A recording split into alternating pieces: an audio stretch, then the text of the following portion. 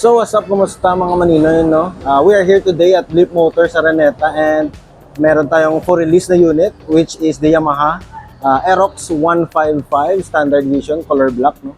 So kita nyo guys. So before tayo mag-release mamaya, ikutan muna natin yung motor. Yes sir!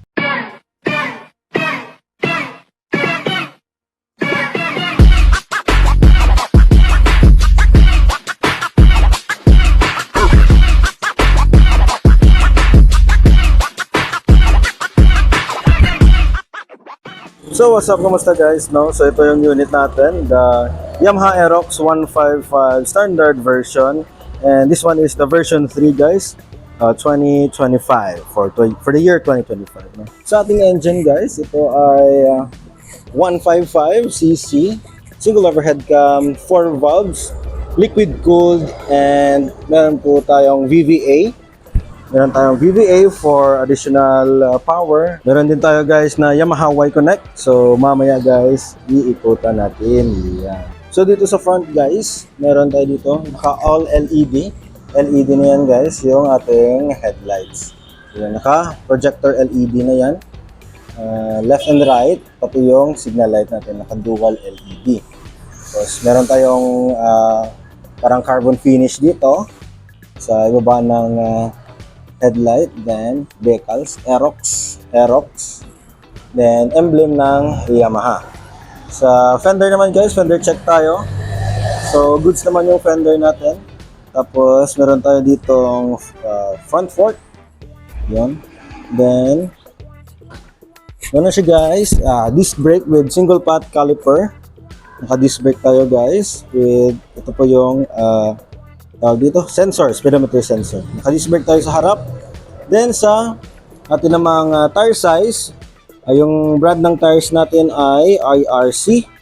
And ito po ay 110 by 80 by 14. So yan, 110 by 80 by 14 IRC tires. So yan. Top version. So ito guys. So on natin. Yan. So dito naman guys, meron tayo dito mini windshield. Yan, mini windshield yan. Then ating mga standard na didahon na side mirrors, meron tayo niyan. Yan, left and right. Also sa right side naman po ng drivers or dito po is meron tayong yung throttle natin, front handbrake or front brake. Then meron tayong hazard. Yung hazard and yung start natin. So yan.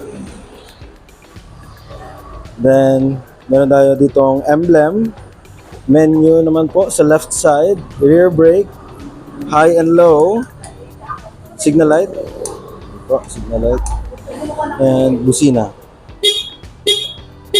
Yan. Sa dashboard mode po natin, meron tayo dito, naka-digital po yung dashboard natin. Dito po yung RPM, odo, speed, fuel, then dito naman pong area na to is your Y-Connect and yung oras. Yan, meron tayong oras. So meron nga po tong Y-Connect dito. Then sa dashboard natin, gamitin na natin yung menu to control our dashboard. So yan. Trip 1, trip final, trip 2. Trip final, fuel eco, average fuel eco, battery, trip, V-belt and oil. Tapos balik na sa odo. Ayan.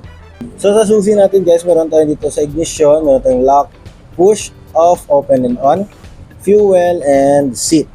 So, again natin sa open dito, sa open is dito, dapat naka-center siya. Open yung fuel natin. Push nyo lang yan. Then, open yung fuel. So, pag push natin dito guys, yung seat. Open natin ang seat. So, nandito yung battery. Nandito rin yung Y-Connect. Tapos, ating V-number. Ating U-box. So, U-box natin guys, kasya ang full face helmet. So, yan. Then dito naman tayo guys sa gilid. So plastic natin, goods na goods. Ito yung ating footboard. Yan, meron tayong carbon light na detail dito. Yan. Then pillion, naka-aluminum sa pillion. So change location tayo, no? So ito guys, yung pillion sa left side natin. Yan. Yung footboard, tapos meron tayong details dito na parang carbon-like detail. Yung ating side stand, yan.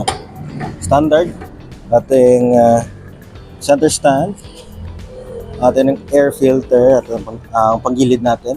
Meron tayong logo dyan, Yamaha. Then, sa oil, yun. Dito naman sa gear oil guys, no? Then, sa gulong natin, so sa gulong natin guys, meron tayong IRC. So tire size is 140 by 70 by 14. So tubeless yan guys, harap likod. Then meron tayong dalawang suspension para kay Aerox. So isa at dalawa. Yan.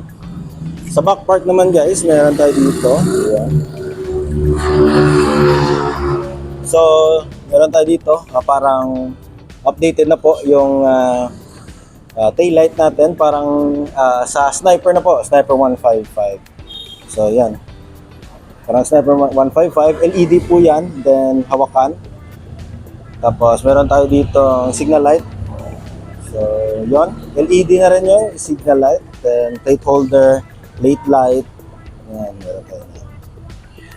Then dito naman po, meron siyang liquid cooled na emblem, then parang Saya na sticker decals sa on top. Then meron tayong Saya decals on top, and meron tayong Yamaha logo or emblem. Yan. So yun, dito naman guys, meron tayo ditong pocket, side pocket. Meron din tayong USB. Yan, USB charging port, kita ba? So yan, USB charging port. Then kasya isang cellphone na hindi iPhone 17 Pro Max fully paid. Sa kabilang side, tambucho natin, plastic cover. Meron tayong standard na Aerox, no? Nakibutas. Then ito guys, meron tayong disc brake sa likod. So ito yung number 1 or isa sa pinagkaiba ng version 2 sa version 3.